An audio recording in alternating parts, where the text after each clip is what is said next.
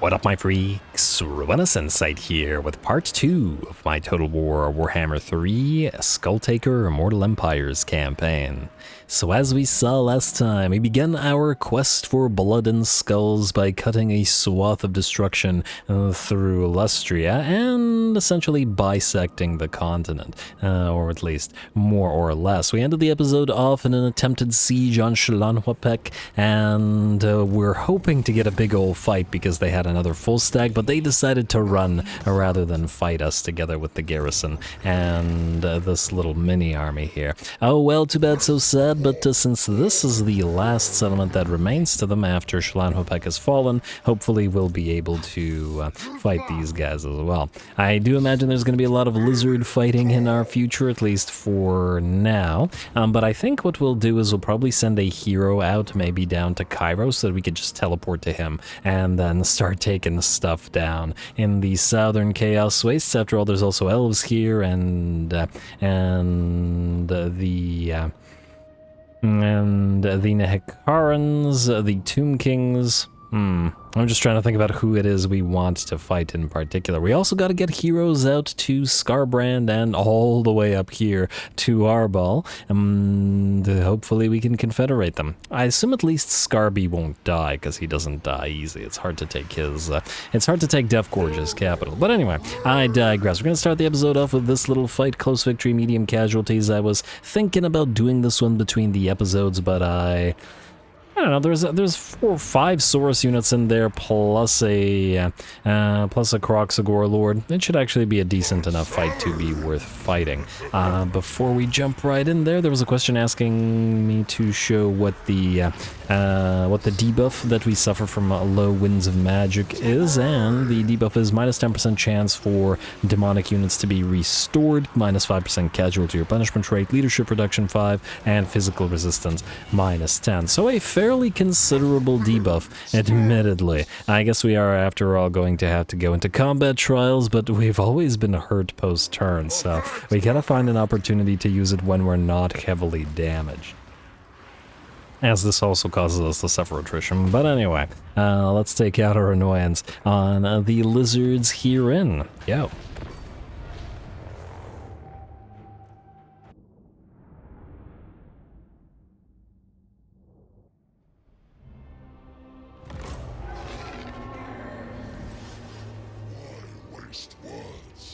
I see you itching to kill. I will not hold you back. Go!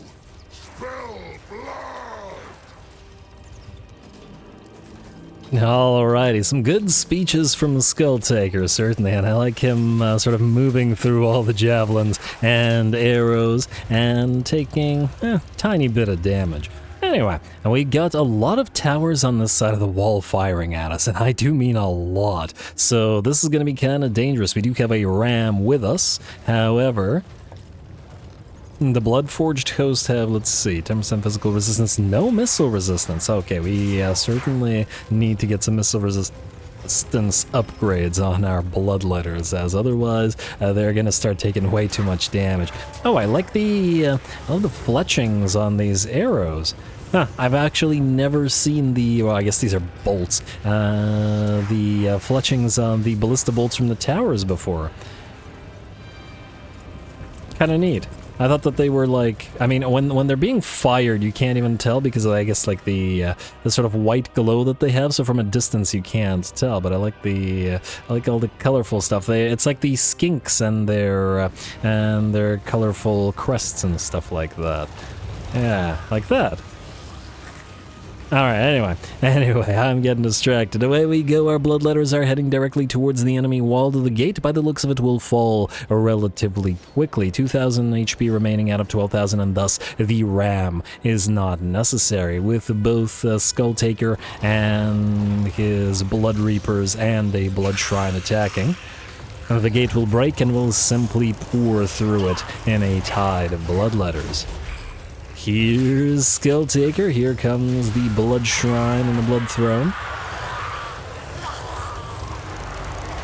And we spin to win, and hopefully the enemy lord sights Skulltaker and gets ready to fight. Take out a few skinks while we're waiting, however, simply because we need to clear the breach, otherwise we'll get trapped inside the gate. And that ain't so great, because we'll continue taking arrow fire from, or bolt fire from the towers. There we go, it does look like the enemy lord is heading directly towards us, and we'll stop him in his tracks with our active ability, thereby allowing Skulltaker to fight him. And hey, insta-kill on the, on one of the, blood beasts. How rude. I like that fiery attack that Skulltaker does, though, with his sword. Looks pretty neat. Alright, well, it's going to be a clash between him and the Kroxigor Ancient, though by the looks of it, it won't be a particularly long clash as the Ancient is already down to half HP. He has called Saurus to aid him, but we've broken through the breach. Fleshhounds and Blood Crushers, rather alike, are now in the enemy settlement, and just trying to open up a little bit of space. It does look like we are getting pelted with javelins. The javelins are smartly targeting the Blood Reaper here, or specifically the Blood Throne riding Blood Reaper. The word blood has lost all meaning. Skull is next. Yeah, they're trying to knock that thing down, and good for them. Kroxigor Ancient down to about a third of his HP, and we're continuing to get a nice duel out here. And I like the fact that our other units are dealing with their own stuff while Skulltaker has his duel. It does look like a few of our Blood Crushers have gotten a little bit separated, and getting surrounded in this manner is probably not so great for them.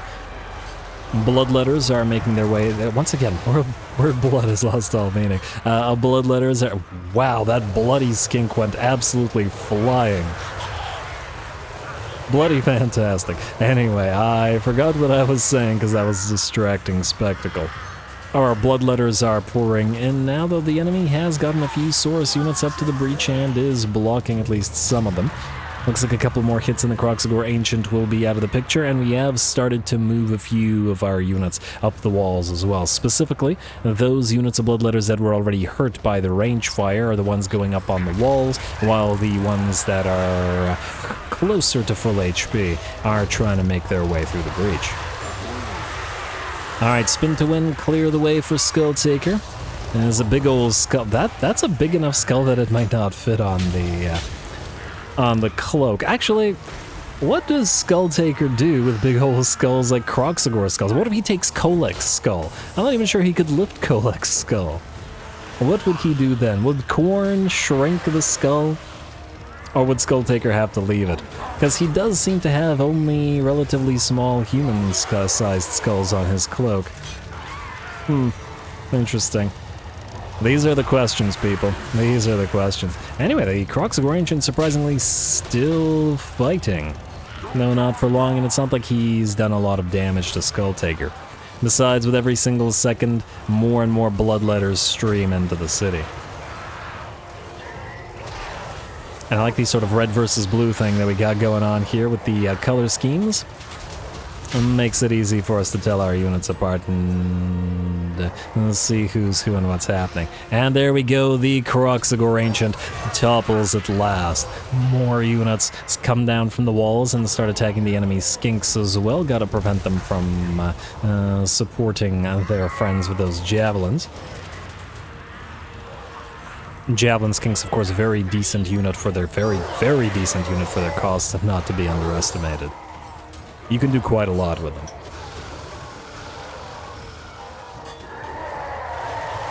And the javelins are fairly high damage but low ammunition, so you know they use up all their ammunition pretty fast. That said, effective or not, it looks like it's not enough, as the last of the enemy army will shatter, and the battle is ours. Ooh, all right. That one, you know what? That was worth fighting. I was on the fence about whether I should do this one between the episodes because it's a relatively minor fight, but it was a close victory and a fun one.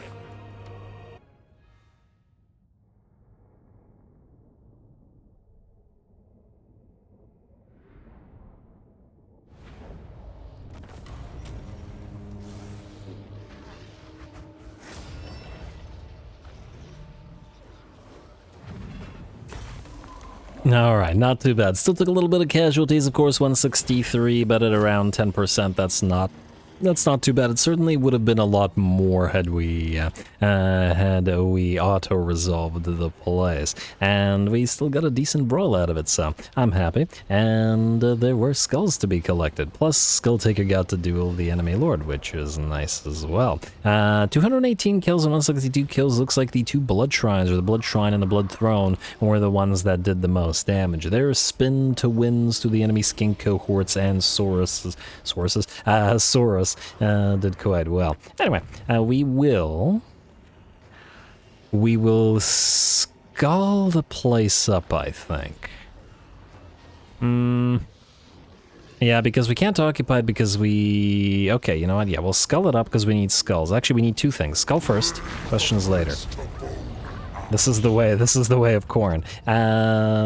Then... What do we want to do? Reptilian Ravager. Sure. Enemy killed in battle, seduce units, budget minus 15%. Well, if we go out and find Nakari for a nice duel, that's probably something we'll want to look into keeping. So yeah, anyway. Yeah, Khorne Zealots is fine. We also completed this, which is also fine. And we should have hit rank 12, which indeed we did. So, Bloody Onslaught, hit point increase, effect duration plus 15% for Bloody Onslaught itself, which is his debuff, as well as casualty or punishment rate specifically for Skulltaker, which, if we combine with Unholy Resilience, gives him max at least personal replenishment. The important thing here is this: Legacy of Blood. A, when winning a battle, the local province is marked by Khorne for the next one turn, increasing corruption, slowing enemy armies, and B, blood hosts plus 2 units on creation. I wanted to get this before we popped our next blood host, which is why we didn't get a blood host from raising the that place. Next, we want to get that missile block chance for the blood letters, very much needed as they're quite fragile. And out of these two, I'm gonna say, I mean, Wrath of Khorne and enemy leadership reduction is nice. So is replenishment after winning battle. That said, we probably won't be able to reach the enemy, and it won't count right now anyway. So I think we're gonna do with Unending Terror to get that Wrath of Khorne explosion and the other stuff.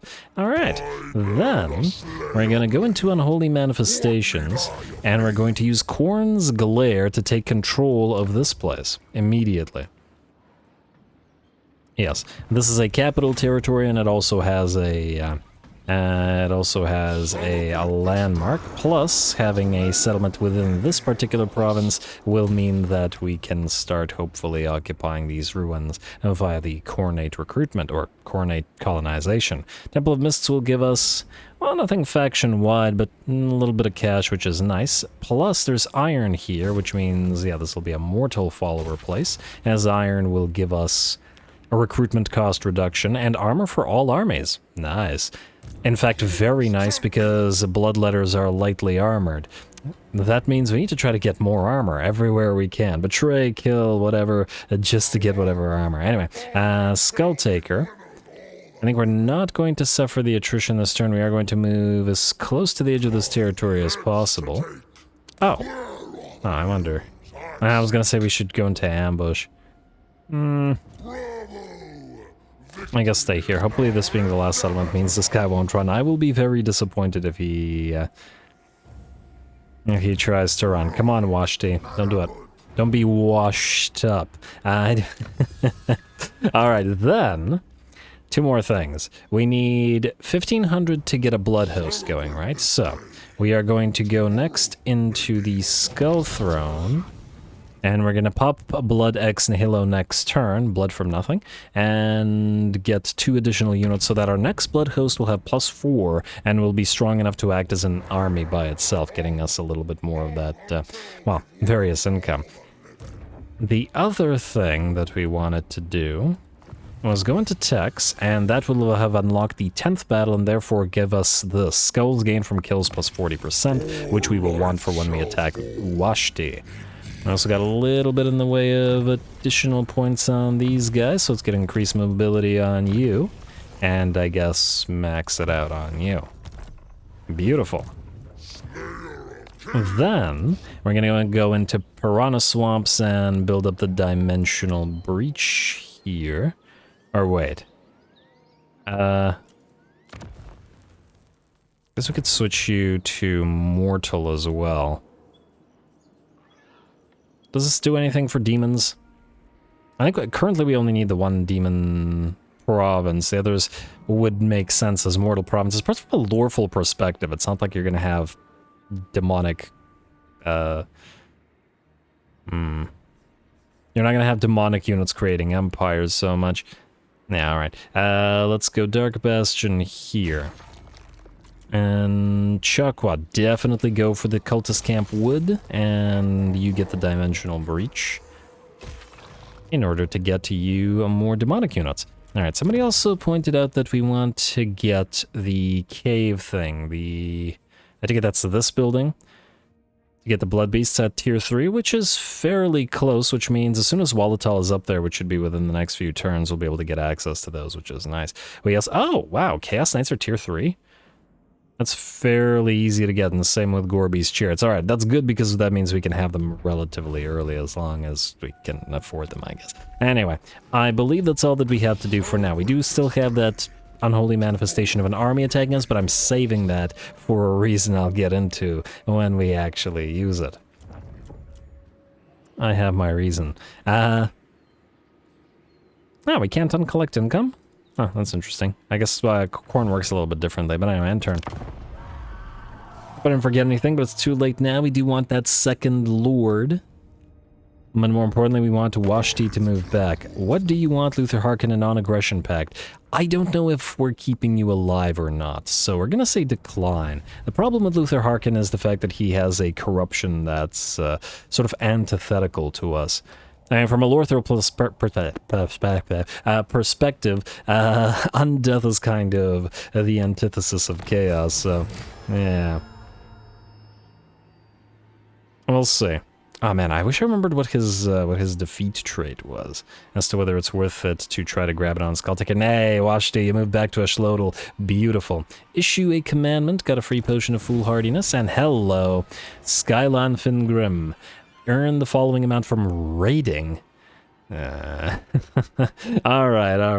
We'll try that. Let's give this a read. Xlanhuapec was once the bane of the coastlands from frozen Norska to faraway Cathay. A bloodthirsty raider and champion of his tribe, Skyla's name is synonymous with victory and pillage, evoking fear in coastal cities all across the world. Those who raided alongside him first saw the fire of a born leader in his eyes.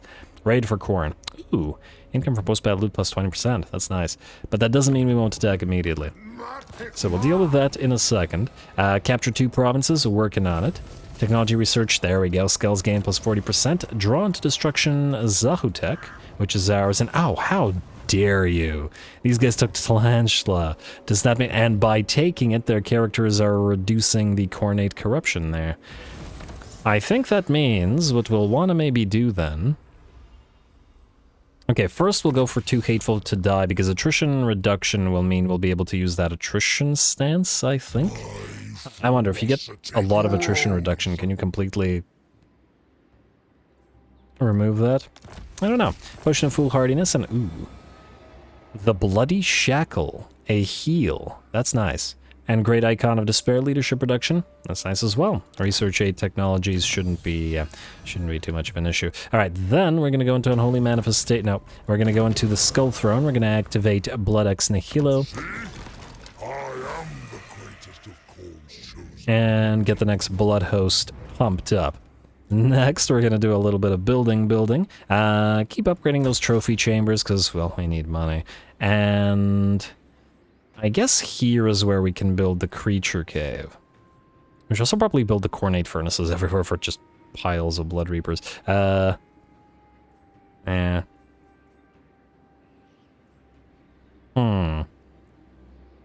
Gores. I'm just now thinking armies. Khorne Gores together with Minotaurs and probably something else. Forsaken with Spawn. That's pretty classic. I really want to try those, where are they here? Oh, you can't build them in mini settlements. Not the Chosen, but the Skull Reapers. And the Wrathmongers. Gotta get those up and running. I gotta love it when you got unit additions to the roster. It makes for so many more army potentials, or potential different armies. You know what I'm talking about. Anyway, build this. Build the kennels. So, kennels is a non-mortal building?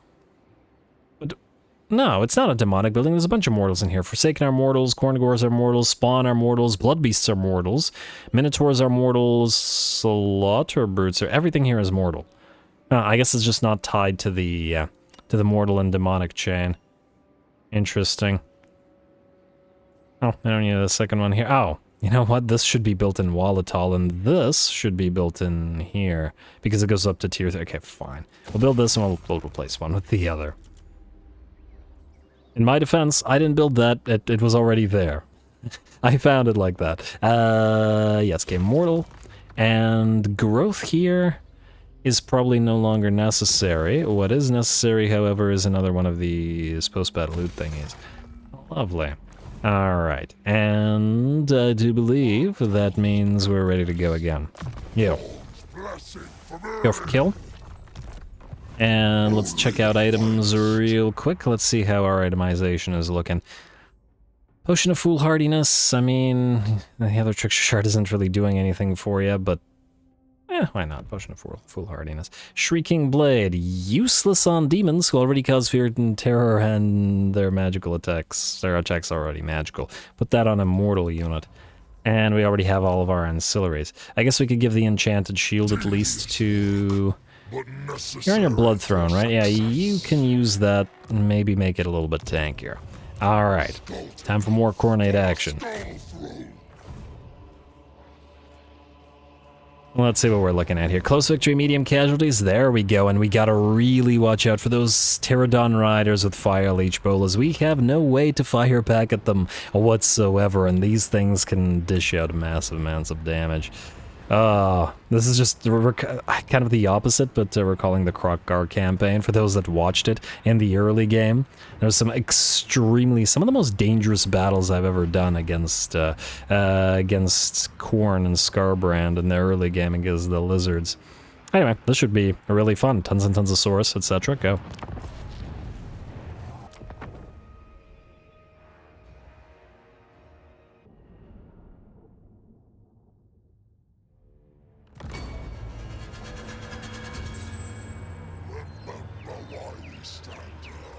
Skulls and blood for the blood god, for Lord Khorne.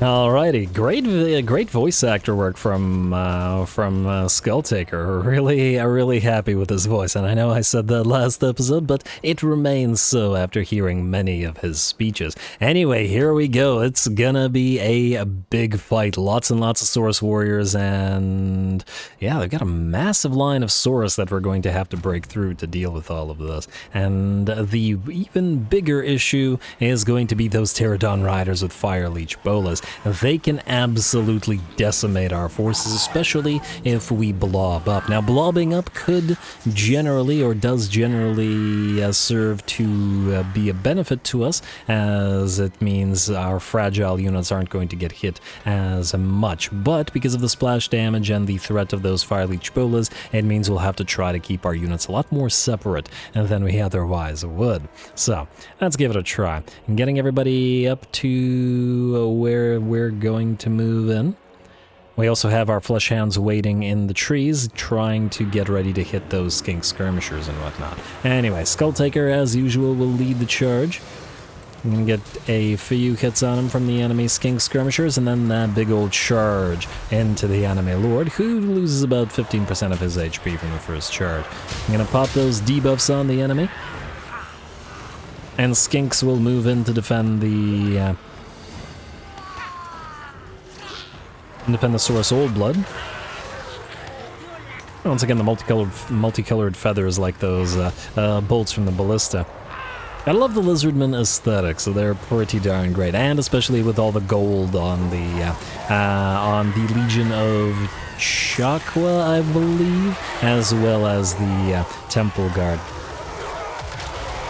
And Krokgar, of course. But anyway, Over on the right flank, we've got the units of Blood Beasts that are anchoring the line. There's a lot of Saurus warriors blobbed up in a single location, and they have done some heavy damage to one of our units of Bloodletters. Over in the background, coming in from the right flank, we have our units of Blood Crushers who smash into the enemy skirmishers, and the same thing is happening, or about to be happening, on the left flank, as well as all 4 of our units of Fleshhounds have moved out of the forests and are going to move around the slow-moving enemy Saurus to smash into the 2 units of Skink Skirmishers here, or Skink cohorts with javelins. And there we go. Surrounded from both sides, they should be taking quite a bit of damage. We're taking a fair amount ourselves, though, as the Fire Leech Bolas drop bombs and bolas alike upon our units, but fortunately the relatively loose formation of the running units of Bloodletters means that the damage isn't as severe as it otherwise might be. The effectiveness of Khorne and melee is clearly showing, however, as even though we are taking damage, we're also dishing out massive damage fairly quickly here. Skulltaker continues to duel the enemy lord in the center of the battlefield, neither one being supported by any of his troops, but Skulltaker certainly winning. Hey man, Saurus Old Bloods, they just look fantastic. Makes me want to play a Lizards. We'll do a Lizard run, don't worry. We'll do one with the, I've been meaning to try one of the Lizard mods, so that's coming. We, of course, do also have to do our Manfred campaign that was promised once SFO is updated. But anyway, back to this. Back to red versus blue skinks versus fleshhounds and Saurus versus bloodletters, certainly going in our favor by the looks of it, and the balance of power has shifted to about 85% in our favor. Those darn Fire Leech bolas continue to dish it out. But we've been keeping our units relatively separate from each other, and that's helping out decently. And ooh, by the looks of it, the enemy lord is down to 83 HP, and one more hit from Skulltaker's sword will bring him down. Love the fiery nature of that sword, and there we go. With that, the Saurus Old Blood falls. And the duel goes to Skulltaker with surprisingly little damage taken. Skulltaker has a surprisingly high melee defense, doesn't he? Considering he's a Khorne unit. But I don't remember what the line is. He has some pretty cool lines when you click on him, and he says something like, lack of skill defeats the warrior, or something like that, so, and makes sense. Gotta be, well, with enough skill, you're going to be actually parrying blows and defending, not just attacking in a berserk rage, like some Khorne units with like 20 defense and 90 attack or whatever. Skulltaker's a lot more even. Alright, huh. It almost looks like he's dodging it. Oh no, I wish I could hide this thing. It looks like the the Crusher is, or the Juggernaut is biting the Saurus. The Saurus is like, ah! Oh, I wish I could save those, but yeah, I gotta try to request. Hey, since they've given me early access now, maybe they'll listen to the request to be able to hide this little window. There have been a lot of hilarious sort of end moments like this. There was a really funny flying gobbo in one of the recent campaigns as well. Anyway, close victory. A lovely fight.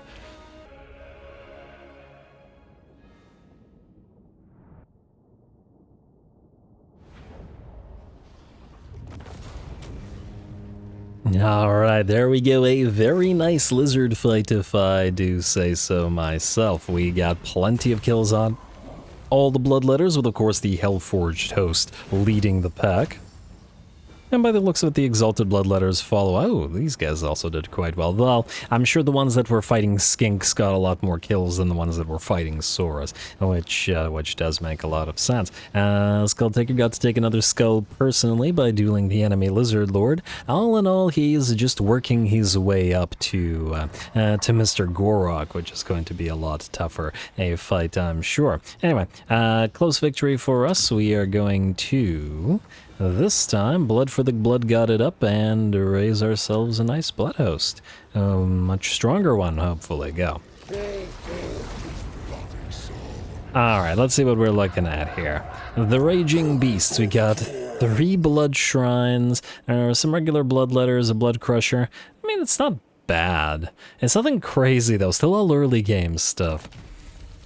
Agent of Blood replenish 7% campaign movement range after raising a settlement. Do we already have one of those? What are you called again? Agent of Blood? Let us lose the Khorne mutant and get you the Agent of Blood. I'm pretty sure the Khorne mutants can go on anybody. Yeah, they don't have to be on... I keep wanting to say Scarbrand. They don't have to be on Skulltaker. Alright, and ooh, hello, Hounds of the Blood Hunt. I hear the tolling of the hounds. The Kukar the Blood Hunter will make his return in this campaign, I'm sure, because he's another community canon favorite lord. Brutes of the Hand Marauder Berserkers. Okay, these guys are gonna take, well, actually not that long. Wrathmongers are nearly up. I guess we can put the Brutes of the Hound together with the Wrathmongers and the other stuff. Yeah, anyway. Ceaseless Determination replenishes 10% campaign movement range after winning, and into Skull Master. Inevitable End, incoming healing modifier minus 100%, and Executioner. A unit with Executioner will execute units in combat below a 20% threshold. Ooh. I hope that gives us a special animation of what he does that, because that's something I'd love to see. Xlanhuapec has been destroyed as well. Lovely, and we do still have a little bit in the way of movement remaining. Ooh, hello. Gorok's got 2 full stacks, and damn, he is Saurusing up a storm by the looks of it.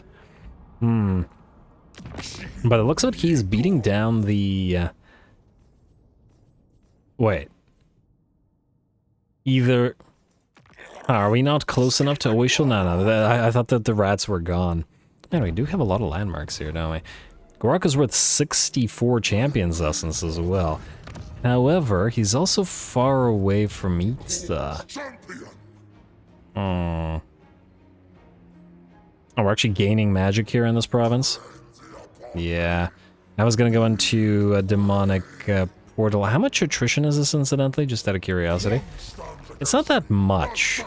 I think I'd be willing to take a little bit of damage for one turn to do this and then move towards Itza itself while Gorok is not there. Now granted, garrison is gonna look pretty solid. They got Temple Guard, they got a Dino at least, and lots of Saurus. But once again, with Gorok away, go here. And the Raging Beasts, we're going to have them follow. I don't know whether they'll be able to reach us in a single turn, but nonetheless. And Holy Manifestation, no. Skull Throne, no. And wait. I got 2 turns cooldown, alright. Cloak of Skulls. Probably still saving that travel cost reduction and travel cooldown reduction. Probably going to be pretty darn important. Melee defense +1 for each Cloak of Skulls empowerment. Bonus versus infantry, yeah, this just makes the guy stronger, which is great, but he's already pretty darn strong. Skulls 250 after defeating a lord. Oh, that'll make gathering skulls a decent little bit easier. Demons Reforged +25%, another +25%. Ooh, that stacks up to be pretty nice by the looks of it. Tempting. Alright, anything else that we need to do this turn? Okay, I guess we need to level again. Warfriend. Say hello to my little war friend. Brass Tide, you can have Foe Seeker. Then, let's see if these guys have milled. Scaled Skin isn't bad. Herald of Khorne Tactician and Blood Speaker. This is the one we want next, and no, they haven't been milled. I really want that Blood Speaker up and running.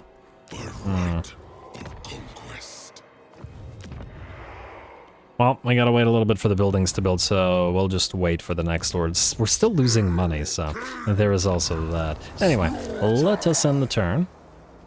Bring to diplomacy with anybody? I don't think so. The Harkon is he at war with these guys? No. So he's probably just gonna take the Blood Swamps. Is he not even at war with the Lizard? Oh, he is at war with Itza. Well, that's probably good for us. We should probably send the Raging Beasts maybe to raid Quetzal instead. Oh, they might even be able to... Yeah, they can take Quetzal without an issue. Yes. Alright, I'm getting ahead of myself. Let's end the turn.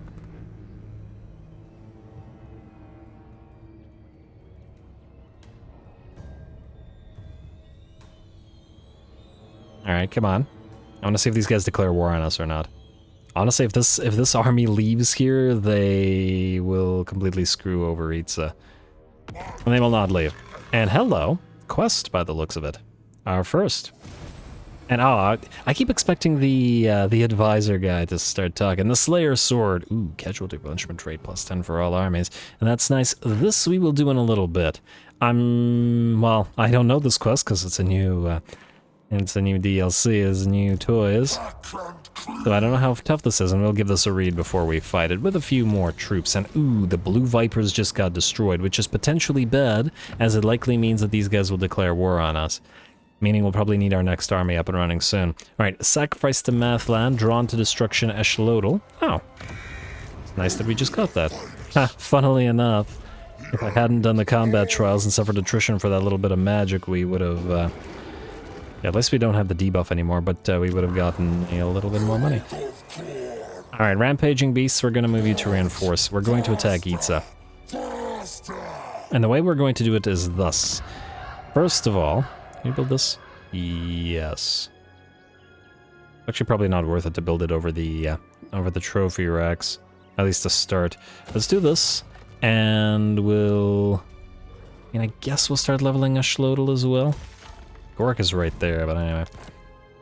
Then you're currently at war with Awakened and Clan Spittle. How much money? Join war against Itza. 2,000 gold, not bad, not bad. What about Clan Spittle? How much money you offering? Wait. How many territories do they have? They have 3. We could vassalize them. That's kind of funny. We want to vassalize them. Does this do anything for us? I guess one thing it does do for us is that it will enable us to potentially get rat units. The thing I don't like is the fact that they are likely sitting in the blood swamps. And Luther Harkin... Wait, let me just see here. Well, the problem with Luther Harkin is that he has a counteracting... counteracting corruption. And he won't be our vassal. I kind of don't want to compete with the rats for ruins. Is there anything in their roster that we would really like? I mean, some of the fast-moving stuff, the warp grinders and the doom wheels could work nicely with some of this stuff, mechanical-wise. And we could do that with another rat faction. Well, you know what? Let's do this for now. We can always cancel our agreement if needed. And just vassalize them. Join war against Itza. Now it's worth a lot to them. Become vassal. And give us all your money. This gives us vision as well. Alright. Then, maintain control of 2 provinces, yeah. So the fact that they have blood swamps is the annoying aspect. On the other hand, it doesn't really have anything important. I wonder how much it's worth to them. Wait, it's not their capital, is it? Oh man, it is their capital. I wasn't expecting that. Well, whatever. Hopefully Gorok will deal with them for a little while. Mission successful. Then, Skulltaker. I would like you to go into regular stance. And attack Itza. Oh, there's Scrolky. Valiant defeat. Yeah, it's a lot of stuff. We're gonna need help here. Then what we're going to do is we're gonna move the Raging Beasts in to reinforce. The additional blood shrines across our entire battle line will be helpful. This puts us to Pyrrhic victory, but it'll still probably be fairly tough with the towers and whatnot. But there is one other thing that we can do. And this is why I've been saving the Unholy Manifestation. We're gonna pop Eternal War, targeting Skulltaker. Like so. What this does is it forces the AI in the settlement to sally out and attack us. The unfortunate aspect of this is it looks like it doesn't get the reinforcements coming in, but I think maybe it's worth it not to attack the walls, or at least I hope it is, because we're going to give it a try, valiant defeat-wise. I was hoping that our reinforcements would actually show up here, but oh well, not a big deal. I'm actually not sure I understand why they don't. Curious. But the fight must be had. Go.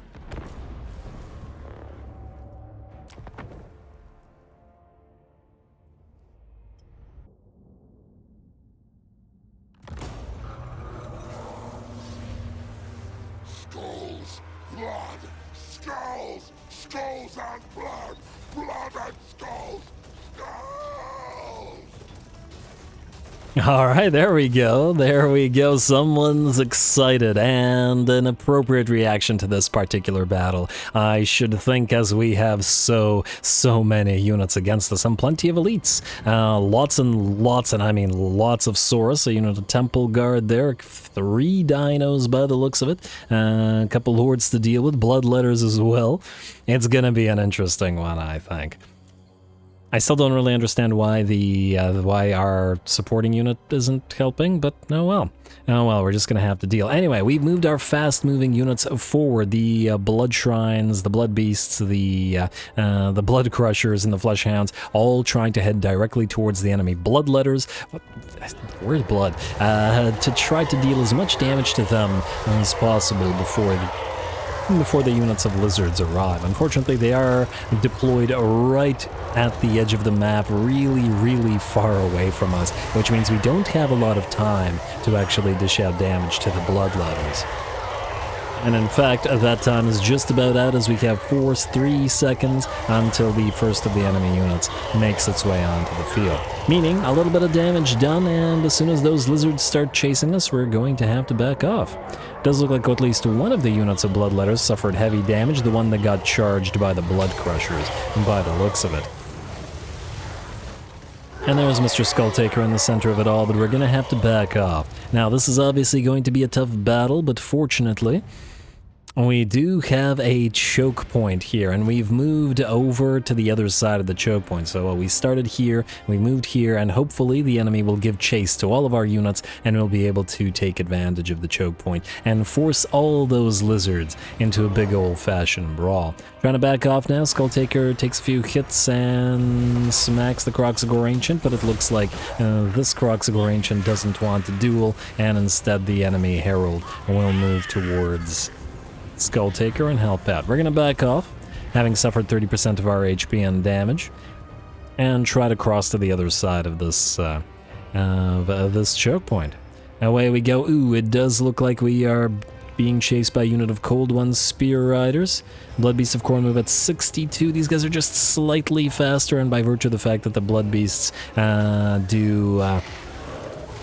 get slowed down first by moving into the water area, it looks like they do get reached by those Cold One spears. Gonna continue trying to back them off, and in fact sending Skulltaker to knock out a few of those spear riders, or at least block them, because we do want these guys to actually survive.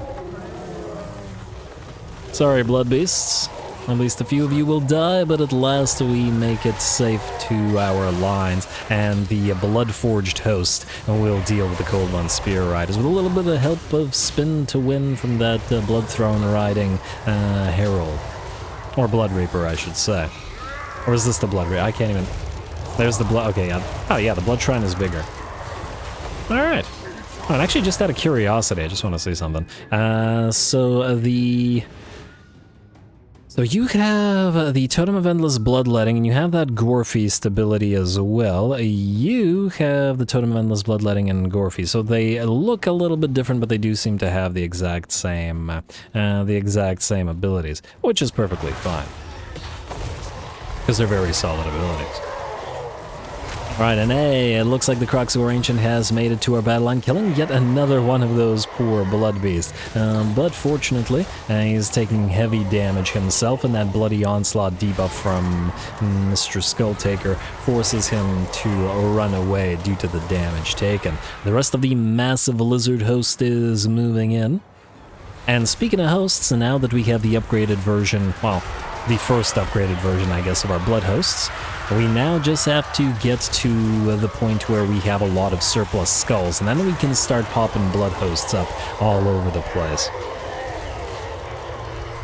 Probably would have been more efficient to get a few more Blood Hosts up and running a little bit earlier, but the thing is, I really didn't want to fight a lot of manual battles for like tiny armies, as the weaker Blood Hosts would necessitate doing that just way too much. But once they get upgraded, it's going to be a little bit less the case. Anyway, looks like the enemy sends forth a living battering ram of Feral Stegodon to charge through our lines, but it's trapped on the other side of all the Bloodletters now, and Skulltaker and our Lords and Blood Crushers will bring it down. There are 2 more dinos, a couple Feral Basties to add to the fray, and the Skinks and Saurus have arrived in numbers as well. Time to hold the choke point. And I'm sure all of our Khorne units are super happy about all this. And that's not our unit of Bloodletters melting away, even though we can't tell them apart. That's the enemy's unit of Bloodletters from the Unholy Manifestation. And oh my lord, that's a lot of lizards. It feels like as many lizards as you might normally see, or rats. This feels like a Skaven battle, doesn't it? And consider we just had a ton of Skaven, massive Skaven fights in the Golgi the Man-Eater campaign. One does feel appropriate as well. Alright, tactically, there's probably not going to be anything else to say about this particular battle, as it's just a good old-fashioned brawling now. Ooh, this unit's a little bit too far in the front now. Gotta be careful with that, but we had to back off all of our elites to deal with the dinos, both of them now being focused by our Lord, Heroes, and elite units as much as possible. Of course, the Blood Shrines will also be pretty instrumental in this battle, because the enemy is blobbed up so much, those spin-to-win attacks from them will mean that they can dish out massive amounts of damage to the enemy there. Man, if we had a Blood Speaker here, we could probably do a ton of damage to these guys with the Blood Speaker's active ability. Lizards as numerous as weeds in this particular swamp. And they are starting to overrun the flanks a little bit, so we're going to send the rest of our Bloodletters in to reinforce. Or at least the ones with a full HP up front, and the ones that are a little bit more damaged in the back. Still gotta chase down and destroy those Feral Basties, but fortunately both of them, well, one of them has broken and the other one is rampaging, and I'm sure will break relatively soon.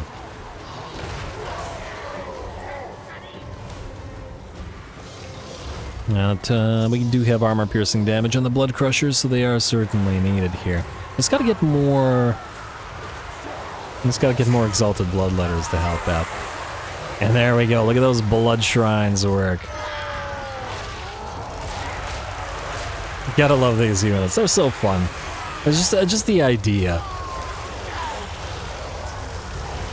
And the Skull Cannons as well. The Bloodletters riding these frickin' demon motorcycles must just be having the time of their lives at all times. Do these guys just sort of hang on? They don't swing their swords? Kinda hard to tell, because it's stuck right now. At least until it does its spin animation. There we go. Nah, I think they do move their swords periodically. Alright, anyway. The brawl continues. See, this is what a battle in Lustria should look like. Just massive droves of lizards, massive droves of rats. And when you're fighting the rats, fighting under the canopy of trees and in swamps and whatnot. It's a harsh place, and the Skulltaker is a welcome addition to the danger of the Lustria Bowl. Also love all the glowing swords on our Exalted Bloodletters, allowing us to actually see them a lot better in this particular battle. Really helps out. What a great fight. Balance of power shifts to about, let's say, 65% in our favor. I believe all the enemy single entities, lords and dinos, have been defeated at this point, and though we have suffered massive casualties on at least a few of our units of Bloodletters, the relatively healthy ones have been switched and are still out front. The enemy lizard numbers are dropping as well, and the Blood Shrines continue to rack up those spin-to-win kills. And Skulltaker is in the middle of all this, but these are not skulls that are worthy of his cloak.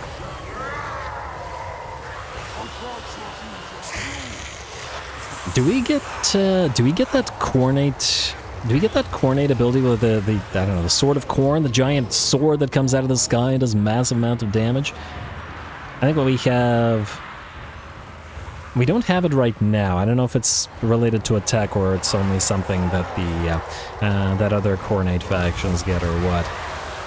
Because this would have, this particular choke point with that gigantic pile of lizards, if we had hit them with that sword of Khorne, they would have, well, it would have been a really easy fight. But we had no spells to drop upon the enemy, we had no range ability, and we just had to slice our way through them the old-fashioned way. And slice through them we pretty much have, with the bounce power at about 90% in our favor. Most of the Skinks and Saurus are booking it on out of there, and I imagine army losses will soon tell, and the battle will soon be ours. Trying to push forward now, the Blood Crushers no longer busy with dealing with the enemy, dinos, are able to use their mass and high damage to do a little bit more damage to the enemy source, as well as drop the last of those Temple Guard. Rack up those skulls for us. Gotta get spam and blood hosts ASAP. 90% bounce of power in our favor now. I think just a couple more units. The chain rod should be just about here. We're past the choke point on the other side, on their side of the map now, and that can't be a good thing for the lizards. Alright, and there it is. With that, the garrison and defending stack of Itza will fall, and Itza itself will be brought down. We do have to make sure that we chase down as many of the enemy as possible, and well, I'm sure a decent number of these skinks will get away. Saurus are very slow, and the Bloodletters should be able to chase down and destroy pretty much all said Saurus. Very, very nice.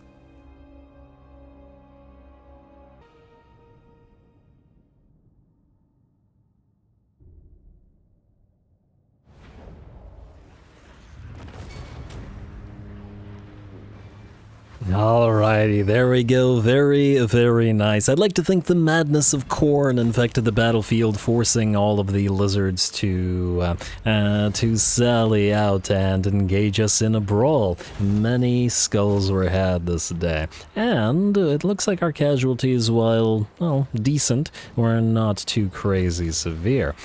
We can get... yeah, we're gonna take the skulls for this as well. We got an Armor of Fortune as our reward, and we were pretty lucky there, so I guess, well, lucky despite the lack of help from our blood host. But anyway, reap captives, please. Then there's Itza itself, and in fact, well, we will probably want to auto-resolve the remnants. I'm wondering whether we should... how much damage you'll take, Raging Beasts. Maybe we back them away so that they don't suffer attrition for this, or suffer casualties, because who knows. On the other hand, it'll prevent additional casualties to you. Maybe it is worth it. Hey, Warfriend got the Blood Throne as well. There's those Brutes of the Hound, which we'll need for our new army. A hero becomes a legend. And you've leveled up again. Okay, before auto-resolving, let's assign stuff including levels. So, Armor of Fortune, Sword of Battle and Shrieking Blade, you know what? Fuse into something better. Helm of Discord, yes please. Now that is indeed something better. And we will give, I guess, you the Helm of Discord for now. Get those debuffs up and running. Oh, and I gotta check if we milled through a decent one of these guys. Next... we got Sustained by Slaughter, which has potential, and all of this, of course, has potential as well, but I think perhaps now it's time to go into Dominating Presence, and at last into Skulltakers, to buff up those, buff up all those Bloodletters, especially since we are very close to Tier 3, and thus to Exalted Bloodletters, to replace those regular ones that we have. You are gonna go for Icon of Slaughter, get Fight or Die. And just like the other one, and then we'll go for, I think it was Slaughter because of the Physical Resistance edition. Unless I'm mistaken. Yes. Alright, Crush. Does anything here give us melee defense? Speed, weapon strength, melee attack, weapon strength, weapon strength. I mean, Khorne. Not so much about the melee defense. Ooh, we do have this stuff, though. Locus of Fury, Locus of Wrath, and Locus of Abjuration. At 65% spell resistance in area. A Locus of Fury is a massive charge bonus in area, which would be good if you're helping lead a bunch of Juggernaut riding Blood Reapers, and Locus of Wrath is just a straight up massive amount of melee attack, and I do mean massive amount of melee attack. I'm gonna say for you, we'll start with Locus of Wrath. And do we need either of the... You know what, let's go for Thick Skin. Missile resistance could be potentially useful for us. Alright, you... Alright, just stay there. I'm just gonna hope you don't screw us. We're gonna... Oh, we can't auto-resolve it. Well, isn't that a shame? Alright, Khorne Siege Shower, Khorne Battering Ram. Huh. I'm honestly surprised. You'd think the Blood God would just cast down the gates there.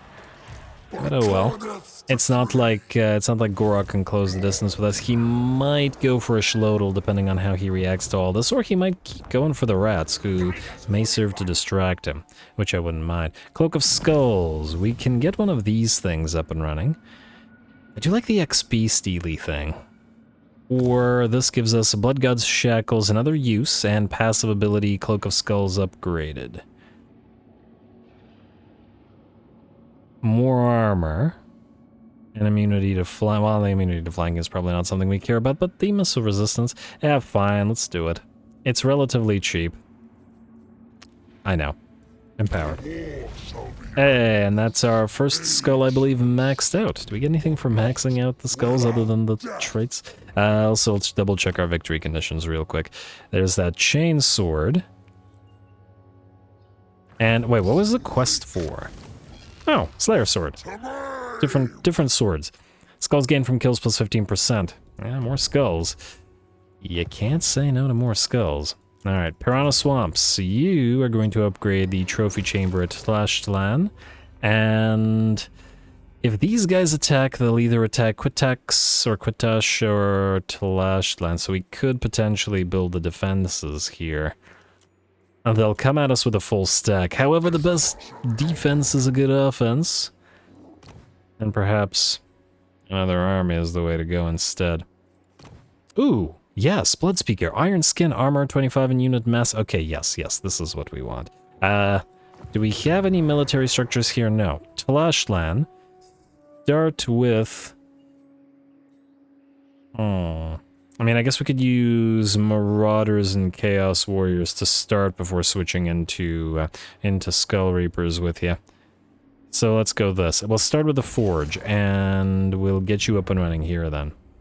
Bloodspeaker, Iron Skin. Now, Bloodspeakers are the new guys. They have the Chaos War Shrine, so the Iron Skin will really help there. Additional armor and mass on it. Actually, Scaled Skin might have been better there, but either way, these guys are...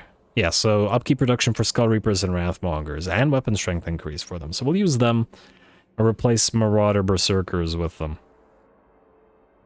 It makes sense to me.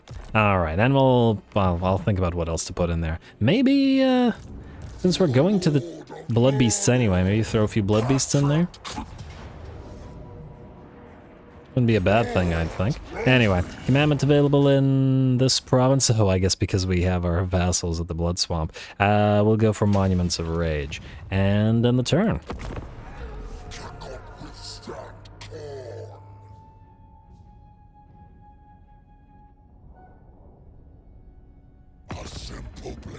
There it is. Well, that's why we got this guy up and running. We were expecting that. Clan Spittle.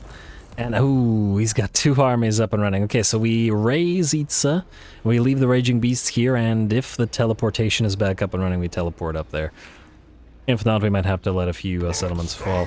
And Faction Destroyed, Spinus Soteg Dwarfs. Guess the Skaven are doing good. Elegance Outpost Construction. Attrition Reduction. Demons Reforged. The Hound of Vengeance answers the Master's call. Ensure the following building has been constructed. Trophy Hall, which is tier 4, meaning it'll be a little bit of a while until we can get Karanak. But anyway, capture many provinces. Talisman of Endurance, nice.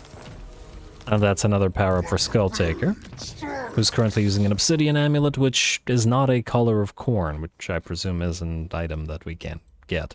I think I've seen Color of Khorne. At least I should have. 4 more turns. Oh no.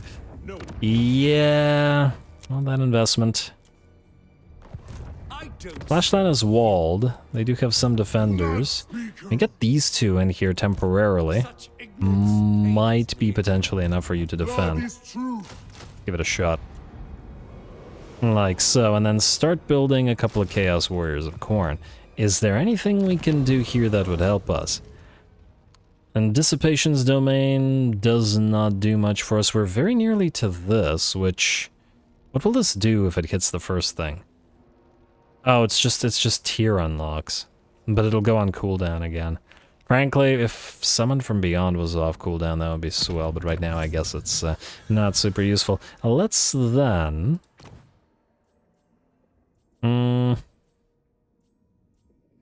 Look if there's an upkeep reduction thing, because we need more armies. Doesn't look like it, but we'll use armies to raid and raise and whatnot. Bloodhost power-ups. We'll want more Bloodhost power-ups. I think that's probably the way to do it. Hero capacity, recruit rank, more Blood Reapers. Income from sacking. Khorne corruption +2. Yeah, you know what? We're going with the Demiring, the corrupt, and... Bloodletter units replaced by exalted bloodletters. Yeah, start powering up those guys. Alright. And that looks good. It's getting interesting. Well, never wasn't interesting, but it continues being interesting. You go into... I guess it doesn't really matter what stance. You will auto-resolve this, and we'll hope that this doesn't cause severe damage. 30 losses. Relatively minimal. Okay, good. And what are the options here? So... Skulls will give us a massive pile of skulls, and I think... I mean, it's probably not worth it to go for a Bloodhost out of this place, because we get pretty big rewards out of this. And I'm gonna say Skulls is the way to go, so Skulls for the Skull Throne. We'll obviously recolonize Itza for ourselves, but now is not the time. Agent of Blood, Sapper. Now, Skulltaker.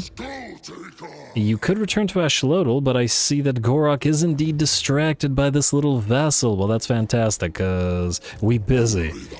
I guess we're going to have to teleport back to Gorok, because right now it's probably better to send you up here. You are going to march stance here, and you're going to attack Quetzal. We'll ignore Axlotl, and we'll pop you into march stance, and start moving towards Marcus Wolfhard. I don't think we have a choice in the matter. Kind of regretting using that teleportation, and also kind of regretting not getting that cooldown reduction on it, but, well, what can you do? Live and learn, or have your skull taken. Warfriend. Max out that increased mobility, please. Valley here. Chakwa we will build up. And, okay, so now we can delete you. We'll build... this thing in Walletall. Anything else we need to build at Walletall? I need to build the Foundry of Scythes there. You know what? Temporarily, so that we can build the Founding of Scythes immediately. I was about to say build this thing, but you know what? No. Go for the trophy racks. Need more money. And then Piranha Swamps. Xlanhuapec hopefully is far enough away where it won't get attacked, so we'll go for the Dark Bastion and upgrade that Cultist Camp. And Bragun, you are also going to need one of these trophy racks. Flashland, liable to fall next turn, but I'm going to be hopeful and build the armory and just hope that it doesn't happen. We shall see. Anything else we can do to buff ourselves or help us out in this particular fight? It doesn't look like it, unfortunately, which means we're in the end turn. These guys probably won't peace out. These shouldn't even be an option for Khorne. And we still gotta raid something. Alright, let's end the turn. Let's see how these guys react to this all. Maybe should have given Half-Deer and Nightbane an armor of some kind, or some items of some kind. And, okay, so Marcus will indeed attack this place. Is there any point in fighting this? I don't believe so. I mean, we probably don't have enough units to actually kill off any of these guys, so I think we're not gonna bother. It did a little bit of damage to them. It's fine. And if he occupies it, he'll besiege Tlashlan. Alright. Oh, damn, it's a third army. Lots and lots of sticks. Alright, we got skulls coming to us. I hate the loss of the... Melee defense plus 10 Ironhide, that's very nice. Your champion has resoundingly proven themselves in battle. All they now need to do is carve a great scar into their own flesh, and Karnath shall reward their loyalty. Scar the body. Alright, Unholy Manifestations. Spread Khorne through Unholy Manifestations. I assume we don't have one. Summon Besieged Slashland, yeah.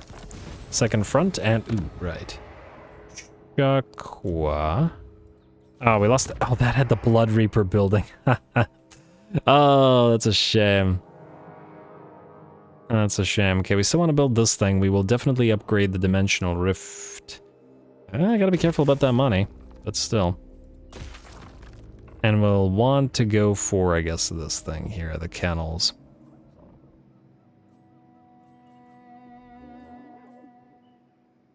Yeah, go for it.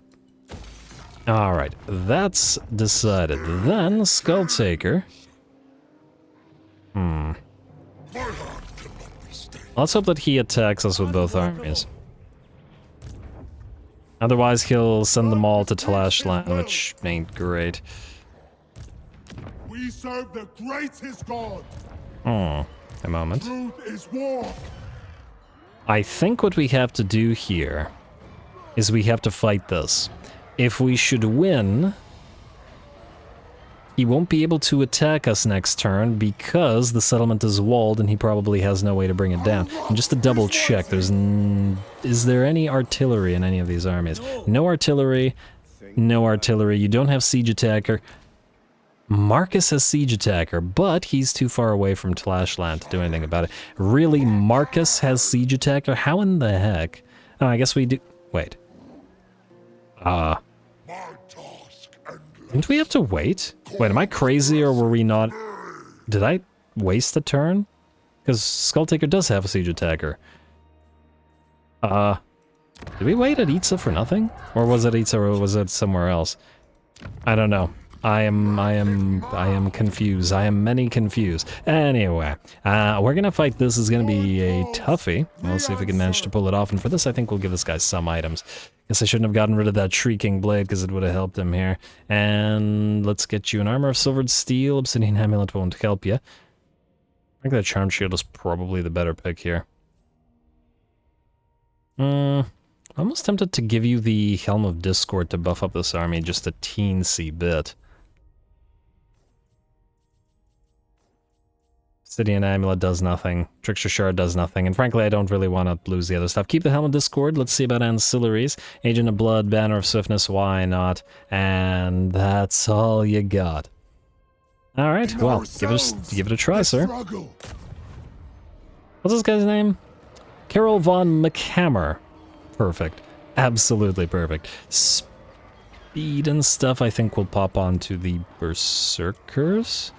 Although increasing the speed of the Hounds will might even be better. They don't have Strider themselves. You know what? No, we're gonna power you up even further. Go.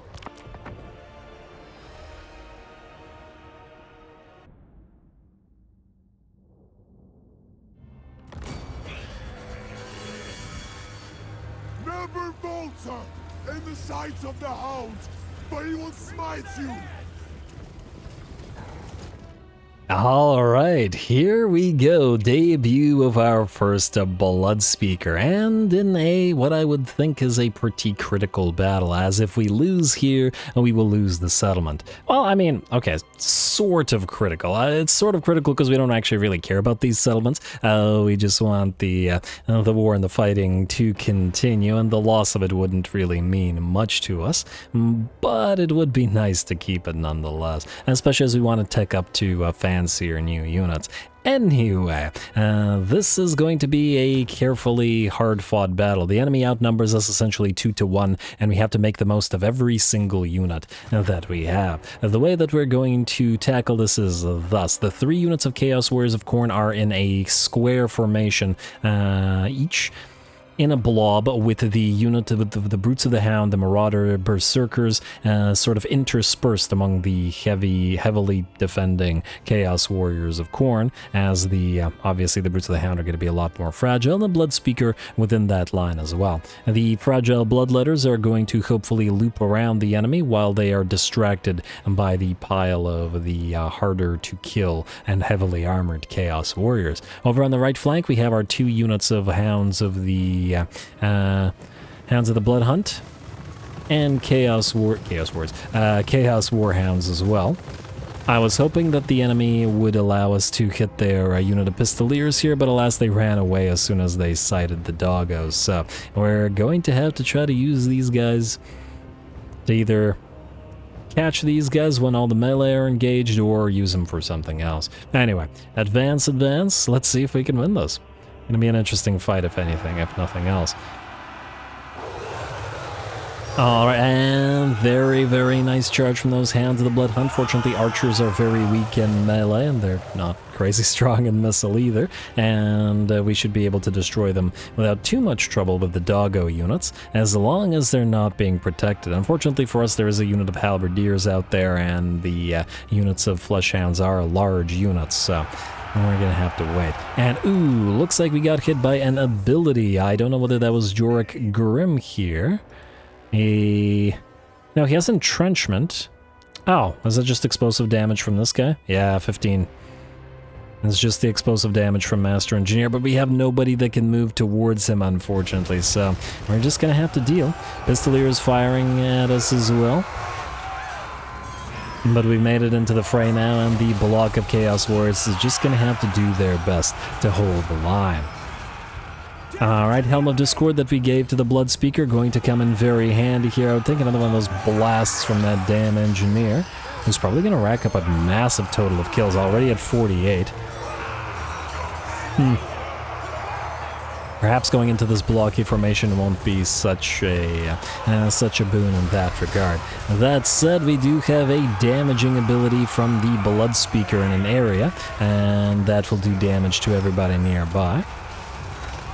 I forget the name of the ability, but it is Murderous Exhortations, damage per second 25 to 50. So that allows us to take a little bit of an advantage from our blocky formation of Chaos Warriors. Bloodspeaker in the center of all this as well. Is he just holding on to one of those heads? I wonder if he bashes people to death with them. I guess we'll find out if we get some interesting animations with him. Alright, Chaos Warriors still holding. We've also hit the enemy left flank with 3 of our units of Bloodletters. Unfortunately, the regular unbuffed Bloodletters that hit the enemy spears are actually suffering a surprising amount of damage, having taken about 50% of their HP to these spears and archers. Gotta remember that unbuffed basic Bloodletters are very fragile units. On the bright side, at last, we have finally caught up to and caught the enemy Pistoliers, which will be run down by the combination of Chaos Warhounds and Fleshhounds as well. On the right flank, we do have 3 units of archers, which are acting, well, completely unharassed, unfortunately, which means we're going to have to send one of the hounds there before they do too much damage to our units of Chaos Warriors, and more specifically, probably the Brutes of the Hound, who are going to be a lot more susceptible to range damage.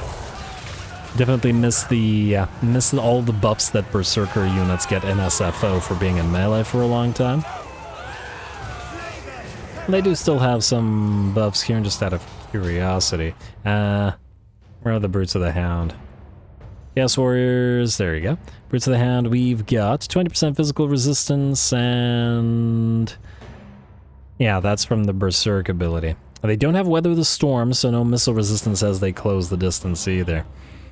But anyway, they're still doing pretty darn well. They have lost 2/3 of their HP, but they've racked up 128 kills. Nice charge from the Hellhounds, or the Fleshhounds rather, to help those Bloodletters that are on the right flank, or the left flank rather. And by the looks of it, the left flank has nearly collapsed. Our main line is still holding, but just barely so. The Chaos Warriors down to 20 to 40% HP, and the Brutes of the Hound down very, very close to 25% as well. Fortunately, we do have that short cannot die ability that we can give them from the Bloodspeaker. and hopefully that allows them to last long enough to force the enemy army to rout.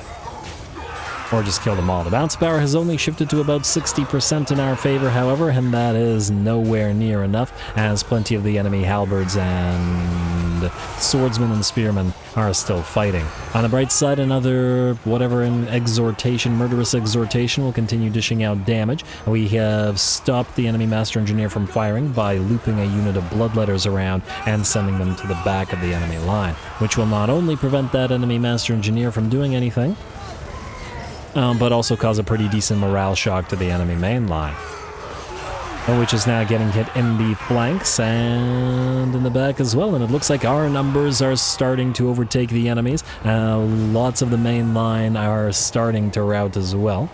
And while a few of the enemy units are coming back, they've also lost all of their range support as the Fleshhounds and the Warhounds have silenced all those enemy archers.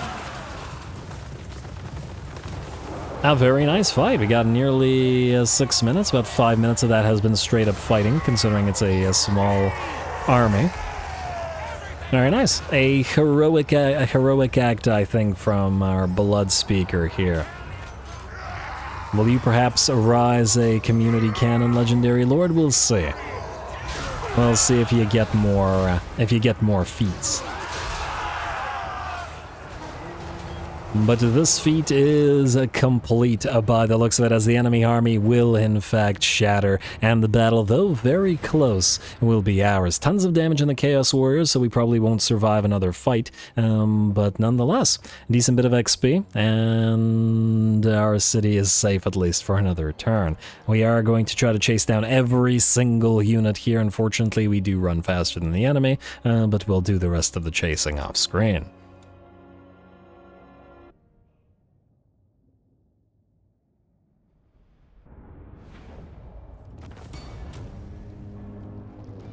Ooh, all right, that worked out. It worked out decently well.